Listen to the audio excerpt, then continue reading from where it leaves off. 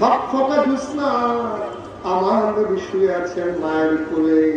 আমার আম্মা যারা আলতো করে কপাল টিপে দেয়, চুলের মাঝে বিলি কেটে দেয়। দূরের এক সাহাবা নবীর সাথে দেখা করার জন্য এসেছেন।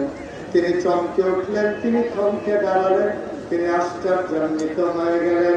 তিনি অবাক বিস্ময়ে তাকিয়ে দেখলেন একটা চাঁদ আকাশে হাসে, আরেকটা চাঁদ আম্মাজান কোলের ভিতরে শুয়ে আছে।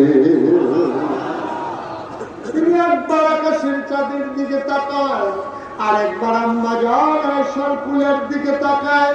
তিনি বুঝতে চায়, তিনি কিংকর্তব্য বিমূঢ় হয়ে গেলেন, সিদ্ধান্ত নিতে পারছিলেন না আকাশের চাঁদ সুন্দর নাকি আম্মাজান আয়েশার কোলের চাঁদ সুন্দর। একবার আকাশে, একবার জমিনে, আরেকবার আকাশে, আবার জমিনে।